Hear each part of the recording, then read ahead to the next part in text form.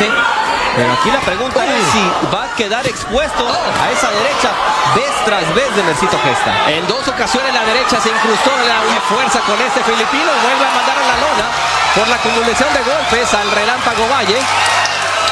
Hello guys, welcome back to our channel Winsworld TV. So isang Mexicano ang sobrang nahilo at muntik nang hindi makatayo matapos makalisap ng superpower punch sa Pinoy. Si Mercito Gesta na tubong Mandawi City ay may 19 na panalo at walang talo. Isasabak at susubukan ang kanyang lakas kontra sa Mexicanong knockout artist na si Ivan Valle. Kilala si Ivan Valle na isang napakalakas sumuntok at kinakatakutan sa super lightweight division. Ito ay gaganapin sa California, USA. Si Mercito Gesta ay may record na 19 na panalo walang talo at 9 naman ang pinatumba niya sa pamamagitan ng TKO o technical knockout. Samantala ang makakalaban niya na si Ivan Valle ay may record na 28 wins 10 talo at May 24th naman ang pinatumba niya sa pamamagitan ng technical knockout. Round 1 pa lang ay kitang-kita ang pagkauhaw sa laban ng bawat isa, ngunit sa round na ito ay tila malakas talaga ang pambato ng Pilipinas na si Mercito Gesta. Tratando de zarandearle las neuronas al Relámpago, que hasta el momento no ha podido tronar y está en problemas el mexicano. Inteligentemente Iván Valle tiene que amarrar. Y el entrenador de Mercito Gesta, Vincent Parra, dijo, la última pelea que tuvimos aquí en Solo Boxeo en contra de Genaro Trasancos, quisimos trabajar rounds, y ya para el sexto empezó a ganar confianza Trasancos. Nakatama ang Pinoy ng isang right hook at solidong suntok sa Mexicano dahilan ng kanyang pagbagsak. Experiencia, Iván Valle, 42 peleas como profesional, a solamente 20 que tiene Mercito Gesta. Y la otra cosa que no quieren que Valle gane confianza porque 23 de sus 27 triunfos han llegado por la vía rápida, lo que significa es que pega duro este peleador de Sinaloa. Ahí buscando bien la boca del estómago con la mano izquierda Mercito Gesta.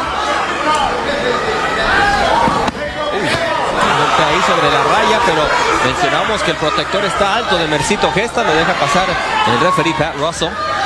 Con el último gancho con la mano derecha que conectó Mercito Gesta, creo que le hizo una pequeña cortada en el pómulo. ¡Oh! ¡Qué mano! Sa pagpapatuloy ng laban ay kitang-kita na hilong-hilo pa itong Mexicano.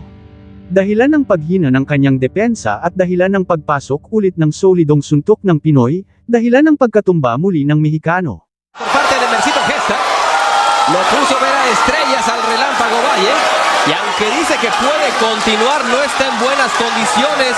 El Relámpago Valle tendrá que mantenerse de pie durante 35 segundos muy largos, porque Mercito Gesta viene con la intención de acabar esta pelea aquí mismito. Qué fuerza con este filipino, vuelve a mandar a la lona por la acumulación de golpes al Relámpago Valle. Toma su tiempo en esta ocasión. Sa round 1 ay na-save by the bell itong Mexicano. Durante lo que queda de este asalto para que no se acabe aquí la pelea. Sí, le quedan 10 segundos, 9 segundos para Iván Valle, para ver si se mantiene de pie y se va a poder mantener con un milagro. Lo tienen que agarrar prácticamente para sentarlo ahí en el... Sa round 2 naman ay pinaulanan ng mga solidong suntok ng Pinoy itong Mexicano, dahilan ng pagtigil na ng referee ng laban, dahil kitang-kita na sa mukha ng Mexicano na tila wala na ito sa sarili. Kaya itinigil na ang laban dahilan ng pagkatalo nito at tinanghal na still undefeated itong si Mercito Gesta ng bansang Pilipinas. Tornado, la esquina de Iván Valle está tirando la toalla. Se sube la gente de la comisión de California. ¿Sí? Muy bien por parte The winner by TKO victory, se mantiene invicto and still undefeated de San Diego, California, Mercito No Mercy Gesta! Dumako naman tayo sa iba pang mga balita. So matapos ang biglaang pagkatumba ni Naoya Inoue sa mga kamay ni Luis Nery, sa kanilang nagbabagang laban kamakailan lang. Ang pagbagsak ni Naoya Inoue, matapos makatamo ng solidong suntok mula sa kanyang kalaban na si Luis Nery, ay tila hindi halata ang pagkahilo at nasaktan nito. Ayon kasi sa mga kumakalat na balita na si Naoya Inoue ay dinala sa hospital pagkatapos ng kanyang laban kontra sa former two-weight world champion na si Luis Nery. Pang-ilang ulit daw umano na hilo itong multiple world champion in 4 weight classes na si Naoya Inoue, aka the Japanese Monster. Si Naoya Inoue daw ay tila namumutla at mukhang halata sa kanyang mga mukha na nahihilo ito dahilan sa pagsandal ng ulo niya sa kanyang ama. At doon nahalata ng Team Inoue na tila wala nga daw ito sa tamang balanse sa kanyang pagtayo. Dahil sa insidente na ito na tila nakakabahala, at para na din sa seguridad ni Naoya Inoue, ay pinag-undergo ito sa iba't ibang mga lab test, para masiguro ang kanyang kaligtasan. Dahil isang napakadelikadong mahilo sa isang boksingero, lalong-lalo nakakatapos pa lang ng kanyang laban at napuruhan pa ito ng napakalakas at solidong suntok sa mga kamay ng kanyang kalaban.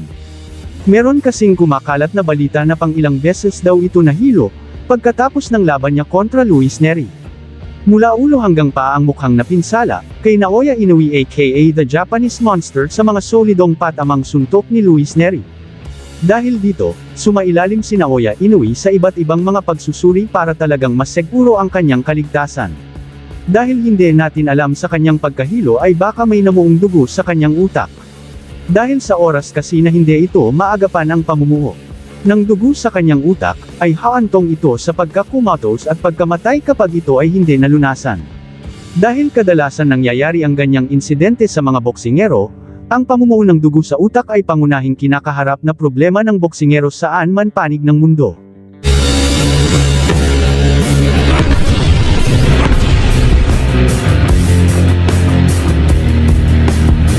Dagdag pa sa ating mga balita, pinasuri na din si Takuma Inoue kapatid ni Naoya Inoue sa iba't ibang mga lab test para na rin matiyak ang kanyang seguridad.